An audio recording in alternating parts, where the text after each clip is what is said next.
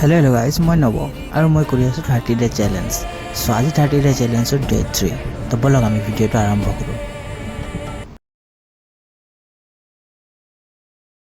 যেতিয়াই ভাবোঁ মই ৰাতিপুৱা সোনকালে শুই উঠিম, সেইটো মোৰ বাবে কেতিয়াও সম্ভৱেই নহয়। আৰু শুই উঠি মই গম পালোঁ যে মোৰ লেট অলৰেডি হৈ গৈছে। ফটাফট বাথৰুমলৈ গৈ ফ্ৰেছ হৈ আহিলোঁ। আহিয়ে মই কাপোৰ পিন্ধাত ব্যস্ত হৈ গ'লোঁ। প্ৰথমতে ব্লেক চাৰ্টটো পিন্ধিলোঁ, এইটো পচন্দ নহ'ল। এগেইন হোৱাইট চাৰ্টটো পিন্ধিলোঁ। হয় নহয়, যেতিয়া দেৰি হয় 4 অপিনৰ পৰা হয়। আজি আছে মোৰ মিটিং গুৱাহাটীত, ৰাতিপুৱা 9টাৰ পৰা। অলৰেডি ইয়াতে 8:30 বাজি গৈছে। সকলো বস্তু সামৰা হৈ গ'ল। হৈ যোৱাৰ পিছত মই জোতাযোৰ পিন্ধিব যাওঁতে দেখোঁ যে মই মোজাই পিন্ধা নাই। এগেইন দৌৰি কৰি মোজাযোৰ পিন্ধিলোঁ। পিন্ধি হোটেলৰ পৰা ওলাই আহিলোঁ, কাৰণ মোৰ মিটিং 9টাৰ পৰা। অলৰেডি 9টা বাজে আৰু এনেকৈ ৰেপিড' ড্ৰাইভাৰৰ বাবে ৰখি আছোঁ। তেওঁ অহাৰ পিছত মই যাই পাম।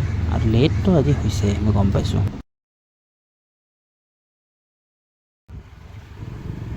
মোৰ মিটিং শেষ হোৱাৰ পিছত অফিচৰ পৰা ওলাই মই দাদাৰ লগত বজাৰলৈ ওলাই গ'লোঁ, কাৰণ অকণমান বজাৰ কৰিব লগা আছিল।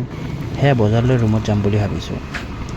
আৰু আপোনালোকে মই ৰুম যাই পোৱালৈকে ওপৰৰ পৰা গুৱাহাটীৰ কেইটামান ভিউ এনজয় কৰক।